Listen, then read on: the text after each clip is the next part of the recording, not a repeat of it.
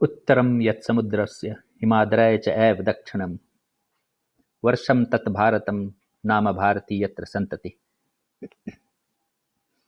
ये भारत नाम कितना पुराना है इसकी किसी को था नहीं। शायद जब से वेद है तब से भारत नाम है। जम्बू द्वीपे भारत खंडे आर्यावर्ते, हर प्रार्थना हर मंत्र में ये भारत नाम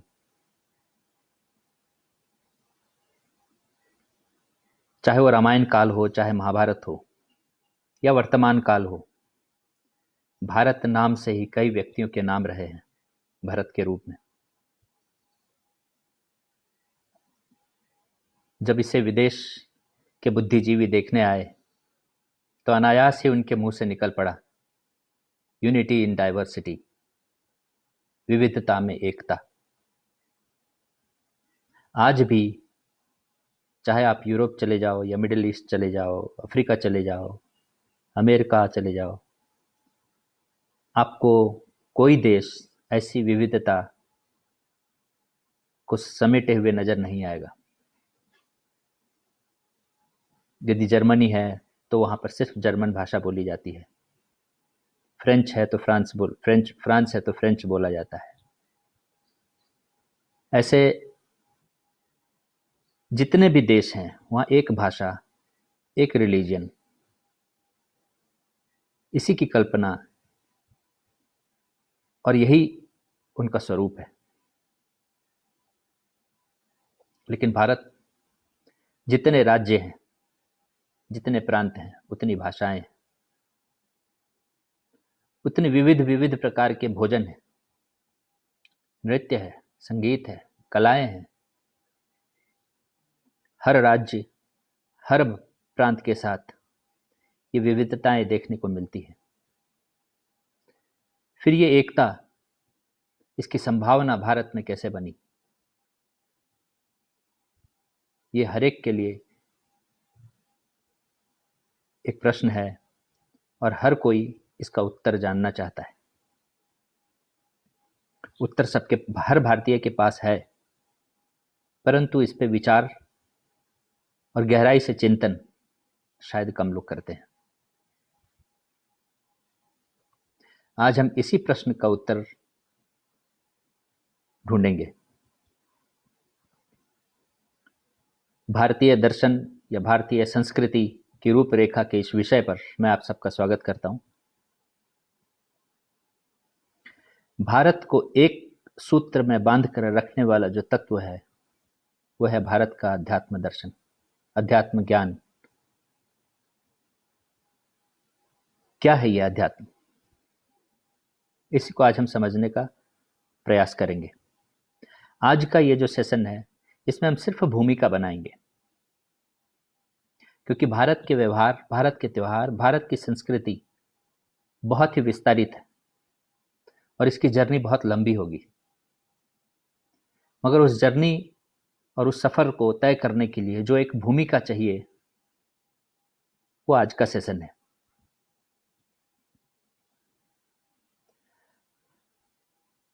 अध्यात्म दो दृष्टि से आप देख सकते हैं, एक योगिक क्रिया और एक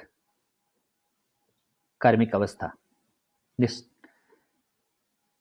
लोकस्य, गीता में इस बात को भगवान श्री कृष्ण कहते हैं, लोका अस्मिन् द्विविधा निष्ठा पुरा प्रोक्ता मया न, ज्ञान योगेन सांख्या नाम, कर्म योगेन योगी नाम। तो मैं योगियों की दृष्टि से अध्यात्म को समझाने का प्रयास नहीं करूंगा, वो योगियों का काम है। हम इसे लौकिक दृष्टि से समझेंगे, गृहस्थ दृष्टि से समझेंगे, प्रैक्टिकल नजरिए से समझने का प्रयास करेंगे कि अध्यात्म क्या है। यह हमारे ऋषियों की तपस्या, उनकी खोज और उनकी दूरदर्शिता, या यूं कहिए सृष्टि और ईश्वर से एकत्व का प्राकट्य स्वरूप यह है कि इस अध्यात्म को उन्होंने भारतीय संस्कृति में, भारतीयों के व्यवहार में, भारतीयों के संस्कारों में पिरो करके रखा है। इसी को समझने की इसी भूमिका के साथ आज के इस सेशन को शुरू करते हैं। देखिए, हर देश, हर संस्कृति के कुछ डूज होते हैं, कुछ डोंट्स होते हैं। मैंने भी अपने देश के इस संस्कृति के कुछ डूज और डोंट्स बनाने का प्रयास किया। अब ऐसी डूज एंड डोंट्स कहीं व्यक्त तरीके से नहीं लिखा है, मेरा एक प्रयास है आपको कुछ समझाने का। और इस जर्नी में आपको दो बातों का ध्यान रखना है। एक, कि आपको प्रैक्टिकल तरीके से अध्यात्म की इस फाउंडेशन को समझना है, और अंततः इस पूरी समझ को हम एक शब्द में पिरोएंगे, सिर्फ एक शब्द में, और उस एक शब्द के आधार पे हम पूरी भारतीय संस्कृति को समझने के आगे हम प्रयास करेंगे। और दूसरा, इस समझने की प्रक्रिया में हमें कुछ शब्दकोश, एक वोकैबुलरी को प्रोटेक्ट करना पड़ेगा, और उसके पैरेलल वेस्टर्न वोकैबुलरी के डिफरेंसेस और उसके अंतर को, उसके भेद को समझना पड़ेगा। और हम शुरुआत ही करेंगे डोंट से, कि भारत की संस्कृति में जो वन ऑफ द डोंट है वो है नो रिलीजियन, नो फाउंडर। अब भारत के शब्दकोश में रिलीजन है ही नहीं, मजहब है ही नहीं। भारत के शब्दकोश में जो शब्द है वो है धर्म। वेस्टर्न शब्दकोश में धर्म नहीं है, रिलीजन है। ये दोनों दो शब्द हैं, इनके दोनों दो अर्थ हैं, इनके दोनों दो तरह के प्रयोग हैं। इनसे दो प्रकार के समाज का निर्माण होता है। धर्म यानी धैर्य, धर्म यानी सत्य, धर्म यानी क्षमा, धर्म यानी अंदर और बाहर की शुद्धि, धर्म यानी संयम। धर्म के कई मायने हैं, जिसको आज के विचारवान लोग, चाहे वो वेस्टर्न इंटेलेक्चुअल हों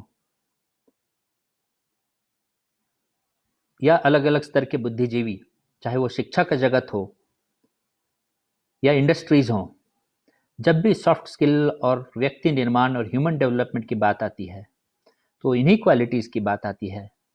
क्योंकि धर्म धारण करने की वो क्वालिटीज हैं जिससे मानवता का निर्माण होता है। तो जब हम बोलते हैं कि हमारा कोई धर्म नहीं है, हम सिर्फ मानवता को मानते हैं, तो एक्चुअली आप धर्म की बात कर रहे होते हैं। लेकिन पिछले 50-100 वर्षों में ये शब्द का अर्थ धूमिल हो गया और लोग धर्म और रिलीजन को एक भाव से देखने लग गए। रिलीजन एक मान्यता है, उसको मानने वाले लोग हैं। धर्म मान्यता नहीं है, धर्म जानने और धारण करने की चीज है। इसीलिए हमारे सदगुरु महाराज बोलते हैं कि India is a land of seekers, it is not a land of believers. दूसरा, ये जो धर्म है, ये जो संस्कृति है, ये जो अध्यात्म है, इसका कोई फाउंडर नहीं है। जहां भी फाउंडर आता है भारतीय दर्शन में, हम उसे पंथ कहते हैं। ये छोटे छोटे अनेकों पंथ रहे हैं भारत में, मगर वो सब, हर पंथ पे भारत का जो मूल दर्शन है, वेद है, उसी को सूत्र माना जाता है। तो कोई फाउंडर नहीं है, कोई रिलीजन नहीं। There is no religion, no founder, no common terms. भारत की संस्कृति में हर व्यक्ति यूनिक है। केवल व्यक्ति ही नहीं, सृष्टि की हर रचना यूनिक है। और व्यक्ति के दृष्टि से देखें तो हमारी इसी यूनिकनेस को हमारे एक नाम से बोधित किया जाता है। हमारे शारीरिक रचना से लेकर के मानसिक अवस्था, कार्य क्षमता, गुण, स्वभाव, हर कुछ यूनिक है। इसलिए there is no common terms. और यूनिटी और एकता का अर्थ तो तभी निकलेगा जब ये विविधता, व्यक्ति से व्यक्ति की विविधता में एकता की भाव आए। वो लाने वाला तत्व कैसे अध्यात्म है, इसको समझना है। तो there is no common terms, ये डोंट्स है, and there is no violence. अहिंसा नहीं है इस समाज में, यानी सिविलाइजेशन क्लैश नहीं है। एक कम्युनिटी दूसरे कम्युनिटी के साथ कभी डायरेक्ट नहीं लड़ता है। युद्ध बहुत हुए हैं यहां, मगर एक राजा का अहंकार जब दूसरे राजा से टकराता है, या स्वाभिमान एक दूसरे राजा के साथ टकराता है, तो युद्ध के मैदान में युद्ध लड़ता है, लड़ाई होती है। युद्ध का नतीजा कुछ भी हो, मगर सामान्य मनुष्य इससे कभी प्रभावित नहीं रहा। जब तक भारत पे विदेशी आक्रांताओं का आक्रमण न हुआ, तब तक भारत की ऐसी ही स्थिति थी। तो ये डोंट्स थे भारत के। अब डूज पे आएंगे, ताकि हम अध्यात्म को बहुत ही प्रैक्टिकल और मौलिक तरीके से समझ सकें। पहला है, भारतीय संस्कृति का आधार जो पहला तत्व है वो है आत्मा। अब इसका वेस्टर्न काउंटर पार्ट जो सोल है, आप शब्दों को चयन करते जाइएगा। हमने एक शब्द इंगित किया अभी, धर्म। दूसरा हम शब्द इंगित कर रहे हैं, आत्मा। इसका जो वेस्टर्न काउंटर पार्ट सोल है, उसके अर्थ और प्रयोग में और आत्मा के अर्थ और प्रयोग में अगेन बहुत डिफरेंस है। सोल शरीर के साथ रह जाता है, इसलिए वहां रिप शब्द का प्रयोग करते हैं, रेस्ट इन पीस, यानी मृत शरीर के साथ शांत से रह जाओ। मगर यहां आत्मा परमात्मा, आत्मा परमात्मा का बोध कराता है।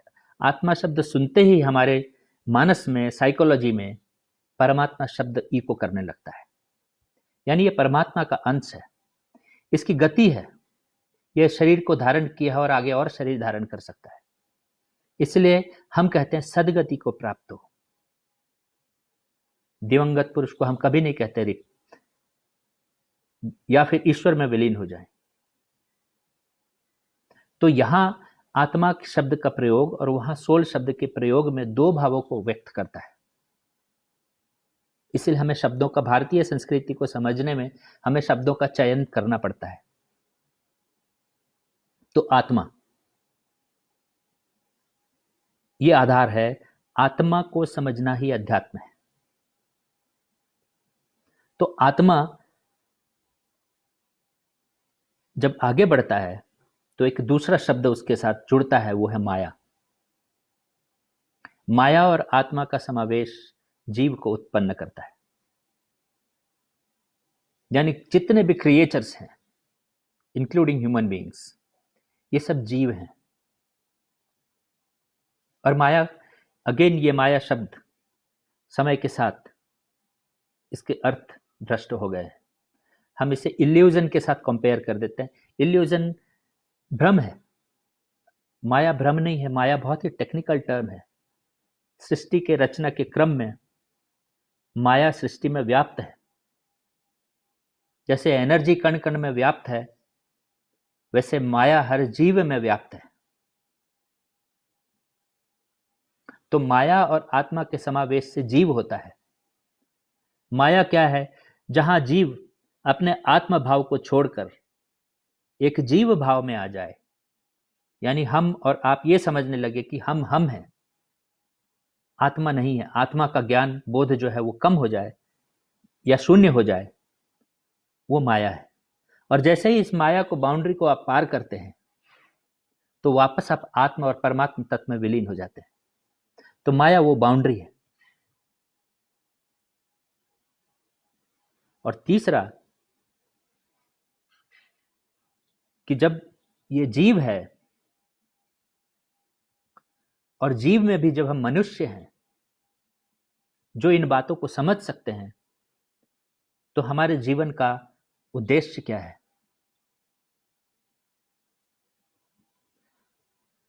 चूंकि वो आत्म तत्व माया के वशीभूत जीव बन गया, और जीव में, मनुष्य में वो क्षमता है कि वो आत्मा को समझ सके, इसलिए मनुष्य जीवन का उद्देश्य है कि उस आत्मज्ञान को प्राप्त कर ले और आत्मा फिर परमात्मा में व्याप्त हो जाए, जिसमें आत्मा का सुख है, जिसमें आत्मा आनंद में आनंद है। तो ये तीन फाउंडेशनल थ्योरीज, ये भारतीय संस्कृति, भारतीय अध्यात्म का आधार है। आत्मा, जीव और मुक्ति, मोक्ष, आत्मज्ञान। अब इसको समाज में, व्यवहार में कैसे पिरोया जाए? क्योंकि ये तो एक तरफ अध्यात्म लगता है, साधुवाद लगता है, वैराग्य लगता है, योग लगता है, योगी क्रिया लगती है। इसे आम जनमानुष के जीवन में कैसे पिरोया जाए, यही भारतीय संस्कृति की खूबसूरती है। व्यक्ति के स्तर पे आत्मा की खोज अहम ब्रह्म अस्मि की फाउंडेशन पे रखी गई, यानी व्यक्तिगत तौर पे मैं डिवाइन हूं। और ये व्यक्ति क्योंकि जीव है और माया के तीन गुण हैं। जो माया एक बाउंड्री है, जिसके उस पार मुक्ति है, जिसके इस पार जीव है, उस माया में जैसे जीव को धारण करता है वो त्रिगुणात्मक हो जाता है। इन तीन गुण के समूह को भी माया कहते हैं। तो ये जो तीन गुण है, जिसकी हम व्याख्या अभी करेंगे तुरंत, ये तीन गुण को समेटा हुआ जीव या व्यक्ति, मनुष्य, दूसरे मनुष्य से मिलता है तो व्यवहार में वो तीनों गुण प्रकट होते हैं, यानी सामाजिकता बनती है। तो वो गुण मनुष्य को बांधता है, मनुष्य को आत्मा और आत्मज्ञान की तरफ लेकर के जाने नहीं देता। तो एक तरफ ये मनुष्य इन तीन गुण को धारण किया हुआ, दूसरी तरफ आत्मा को लिया हुआ, कैसे इस अध्यात्म को प्रैक्टिकली अपनी लाइफ में उतारे। तो ये तीन गुण को एक लक्ष्य दिया गया भारतीय संस्कृति में, और वो लक्ष्य था वसुधैव कुटुंबकम। और उस लक्ष्य का भी जो लक्ष्य था वो है कृण्वन्तो विश्वम मार्यम। यानी आप जब तीन गुण से बंध गए हैं और तीनों गुणों को आप अपने विचार में, वाणी में और क्रिया में लाने ही वाले हैं, तो उस विचार, वाणी और क्रिया का लक्ष्य पूरे विश्व को एक परिवार और पूरे विश्व को एक सभ्य समाज बनाने की तरफ प्रवृत्त हो जाए और आप इन गुणों से निवृत्त होकर के आत्मा में व्याप्त हो पाए। तो व्यक्ति के तौर पे ऐसे अनेकों गुण हैं जिससे आप अहम ब्रह्म अस्मि की फिलॉसफी में, आत्मज्ञान में आप प्रवृत्त हो पाए, जिसमें से तीन गुण को आपके सामने रखता हूं। एक है अनासक्त होना, आसक्ति का ना होना। आप कैसे करेंगे ये हम आगे की जर्नी में देखेंगे। दूसरा गुण, अपने इंद्रियों पे संयम कैसे रखेंगे। और तीसरा, आपकी बुद्धि कैसे स्थिर होगी, यानी मन पे कैसे संयम लाएंगे। ये तीन आपको डिवाइन पर्सनालिटी बनाएगा, ब्रह्म में स्थापित करेगा, आत्मज्ञान की तरफ ले जाएगा। और वो जो तीन गुण हैं वो आपको ना बांध पाए, उसके लिए आप क्या करेंगे? आप सहज सरल जीवन जीने का प्रयास करेंगे। आप समाज में, व्यवहार में सरलता लाएंगे। दूसरा, निस्वार्थ बनेंगे। और तीसरा, सेवाभावी होंगे। तो ये तीन गुण से मुक्त होने को गुणातीत कहते हैं। गुणातीत और आत्मज्ञान दो अलग अलग रास्ते, लेकिन एक ही स्थिति को इंगित करते हैं। अब ये तीन गुण कौन कौन से हैं? देखिए, भारतीय दर्शन में कोई अच्छा नहीं है, कोई बुरा नहीं है। भारतीय दर्शन में ये तीन गुण ही पूरे दुनिया को संचालित करती है। गुणा गुणेषु वर्तन्त इति मत्वा न सज्जते। गुण ही गुण में बरत रहे हैं, ऐसा गीता कहती है। तो ये तीन गुण कौन है? सत, रजस और तमस। अब इनका भेद यूनिवर्सल भेद है, डिफरेंसेस हैं, जो आपको 5 मिनट में समझाने का प्रयास करूंगा। सत्व यानी आप चाहे आप विचार कर रहे हो, चाहे आप बोल रहे हो, चाहे आप कोई क्रिया कर रहे हो, आप ज्ञान से प्रेरित होकर के करेंगे। यानी आपकी विजन में क्लैरिटी होनी आवश्यक है, कंफ्यूजन नहीं होना चाहिए। और क्लैरिटी, तत्व ज्ञान तक क्लैरिटी, माइक्रो मैक्रो हर लेवल पे क्लैरिटी, वो सत्व की अवस्था है। जहां आप इच्छाओं, इंद्रियों के विषयों की पूर्ति की वजह से या अपने कर्म के फल की आकांक्षा से आप कुछ करते हैं, उसको रजस बोलते हैं। रजस एक प्राकृतिक अवस्था है, हर जीव में है, मनुष्य में भी है। और जहां आप ज्ञान शून्य, प्रमाद में, दंभ में, जैसे निद्रा में हो, कोई चीज समझ ना आ रहा हो, कोई चीज लेने को तैयार ना हो, ऐसी अवस्था में जो आप काम करते हैं उसे तमस बोलते हैं। ये तीन अवस्थाओं में मनुष्य हमेशा रहता है। या तो अज्ञानतावश कुछ करता जाता है, या फल की आकांक्षा में कुछ करता जाता है, या ज्ञानवश कुछ करता जाता है। तो ये सत्व, रजस और तमस, रजस प्राकृतिक अवस्था है। इस प्रकृति से पशुवत गिरने की जो अवस्था है उसको हम लोग तमस कहते हैं, वो विकृति है। ये मनुष्य को प्रकृति से विकृति की तरफ ले जाता है। और जो मनुष्य को गुणातीत की तरफ आगे लेकर के जाए, जहां उसे आत्मज्ञान हो सके, जहां वसुधैव कुटुंबकम के लक्ष्य को पा सके, उस अवस्था को संस्कृति कहते हैं, जो सत्व है।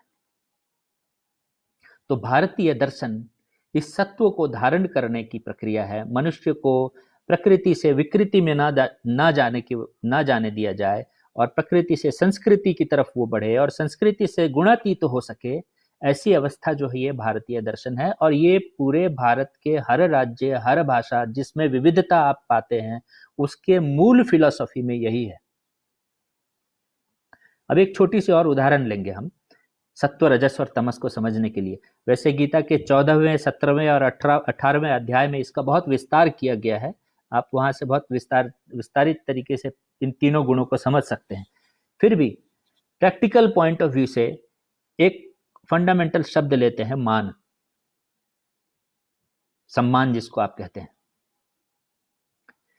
अपने सम्मान को खोजना एक प्राकृतिक अवस्था है, हर कोई खोजता है।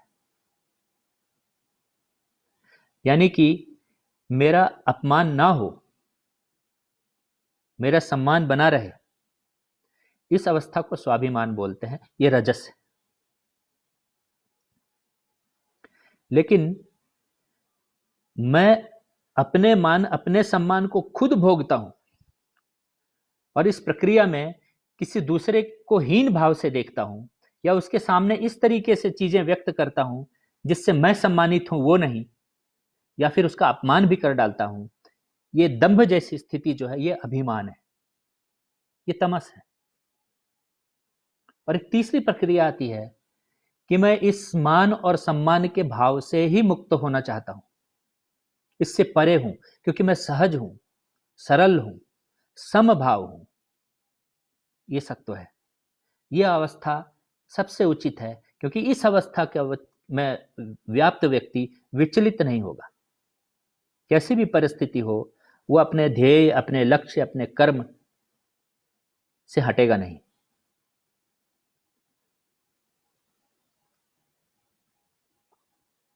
तो अब ये सत्व, रजस और तमस, इन तीनों के जो अवस्थाओं के जो परिणाम है, उससे भी आपको अवगत होना आवश्यक है। जैसे यदि तमस को बोलूं, जहां अंधकार है, जहां दंभ है, अभिमान यानी दंभ, जो मैंने कहा, दंभ मतलब अपनी चीज दूसरों पे थोपने का प्रयास करना। ये ईश्वर का जो मेरा ज्ञान है, यही सत्य है, यही आखिरी ज्ञान है, और इसे सामने वाले को मानने के लिए बाध्य करना, ये दंभ है। ये हमारी जो खान पान की व्यवस्था है, यही आखिरी व्यवस्था है, इसे भी दूसरे को मानने के लिए बाध्य करना, ये भी दंभ है। इस तरह की हर प्रक्रिया जो हम दूसरों पे डालने का, फोर्सफुल्ली डालने का जो प्रयास करते हैं, डिसीटफुल्ली डालने का जो प्रयास करते हैं, ये सब दंभ है, और ये कहीं ना कहीं अंधकार में होने की वजह से ये मनुष्य को विनाश की तरफ लेकर के जाता है, कयामत की ओर लेकर के जाता है। कैसे? तो इसके भी अब तीन जो जो रिजल्ट हैं व्यक्ति निर्माण के पॉइंट ऑफ व्यू से, वो ये होता है कि जो दंभ है, जहां जहां अज्ञानता है, जहां स्वीकृति नहीं है ज्ञान के लिए, जहां निद्रा जैसी अवस्था है, आलस्य है, प्रमाद है, वहां पर व्यक्ति संवेदनहीन हो जाता है। और जब वो संवेदनहीन हो जाता है तो अपनी क्रूरता को प्रकट करता है, बर्बरता को प्रकट करता है, बलात्कार होता है, लूट होता है, सिविलाइजेशन क्लैश होता है, कम्युनिटी कम्युनिटी से टकराता है। इस तरह की जो जो दशा है वो उसका निर्माण होता है। दूसरी क्वालिटी, जो दूसरी तरह के जो दोष उनमें आते हैं, वो एक है स्वार्थ। और जब स्वार्थ आता है तो उसे राष्ट्र और समाज के हित की परवाह नहीं रहती, यानी फिर वो राष्ट्र और समाज से अलाइन नहीं होता है। यह भी विनाश की ओर ले जाने वाली प्रवृत्ति है। और तीसरा, उसके अंदर ईर्ष्या और द्वेष स्वतः व्याप्त होने लगता है, जिससे दूसरे की हानि में ही उसे सुख मिलती है।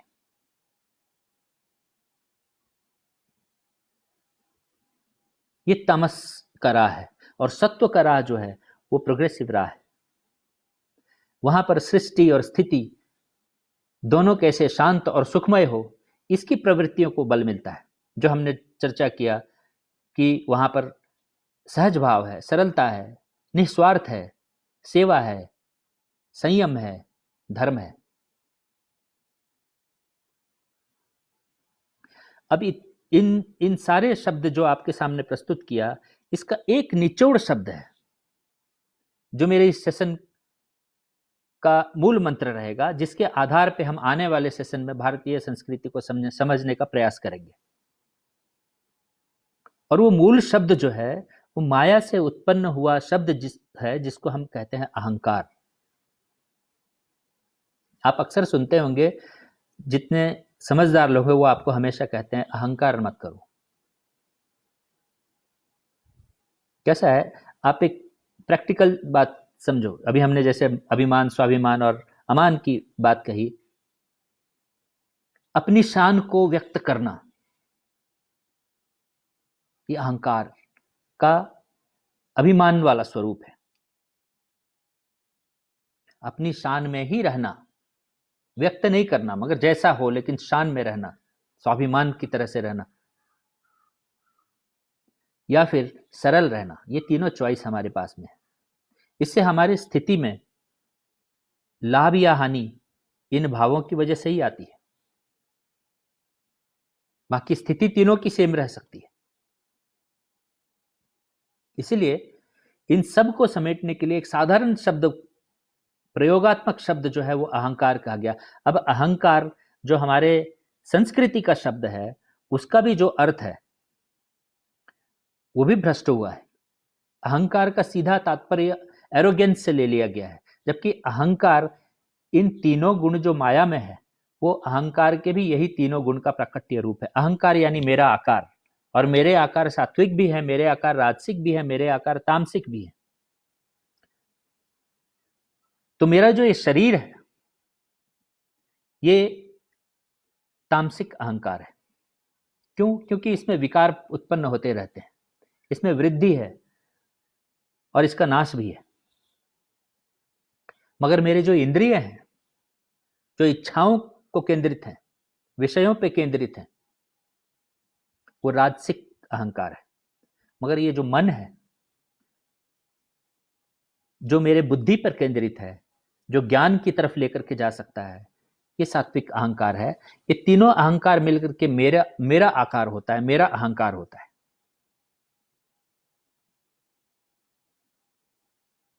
तो अहंकार भी बहुत प्रैक्टिकल वर्ड है हमारी संस्कृति में। मगर इसी अहंकार पे हम फोकस करके हम भारतीय दर्शन को समझने का प्रयास करेंगे। हमें बहुत डिटेल्स में जाने की, योगिक क्रिया में जाने की जरूरत नहीं है। योग को उतनी गहराई से जानने के लिए जो ज्ञान की रास्ते पे जाना चाहते हैं, उनके लिए वो राह है। क्योंकि हम एक समाज का हिस्सा हैं, हम परिवार का हिस्सा हैं, इसलिए हम बहुत ही प्रैक्टिकल तरीके से इसी एक शब्द के आधार पे भारतीय संस्कृति को आने वाले सेशन में हम समझेंगे। इसका हम इंग्लिश काउंटर पार्ट भी हम ढूंढेंगे। अब इंग्लिश में अहंकार हम जैसे बोलते तो एक शब्द उभर के आता है, वो है ईगो। एरोगेंस थोड़ी तामसिक भाव हो गई। ईगो शब्द जो है वो अहंकार के थोड़ा क्लोज आता है। तो सत्व यानी ईगो फ्री, और रजस और तमस मतलब ईगो सेंट्रिक। तमस यानी एरोगेंस हो गया, ईगो का हायर एस्पेक्ट। तो तमस और रजस दोनों को हम ईगो सेंट्रिक बोलेंगे और सत्व को ईगो फ्री बोलेंगे। तो हमारे देश की जो संस्कृति है वो हमेशा कैसे मनुष्य को ईगो फ्री बनाना है इसके चारों तरफ घूमता रहा है।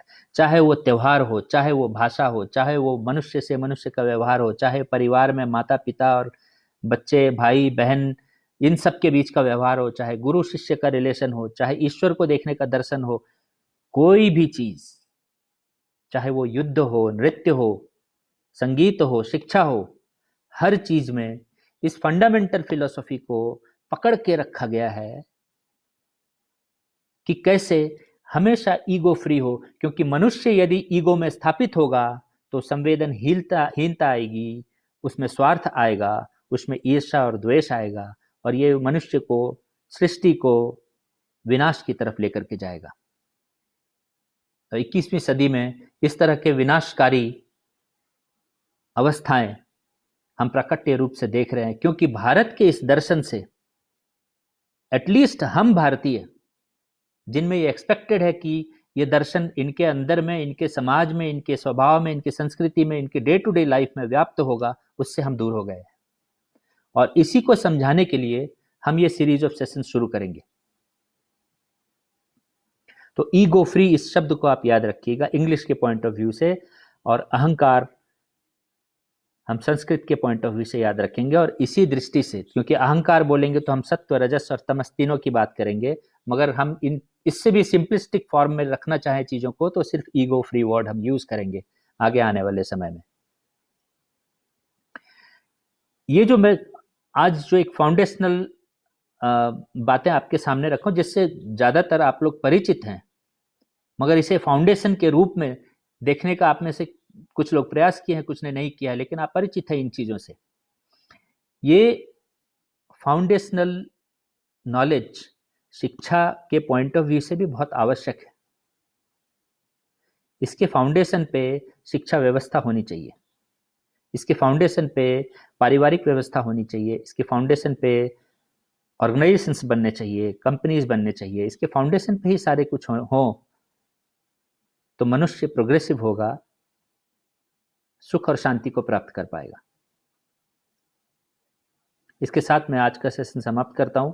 अगले सेशन में कुछ और शब्दकोश के साथ और हमारे संस्कृति के कुछ मूल तत्वों को इसी ईगो फ्री फाउंडेशन के आधार पे विश्लेषण करने हेतु फिर अगले सेशन में आऊंगा।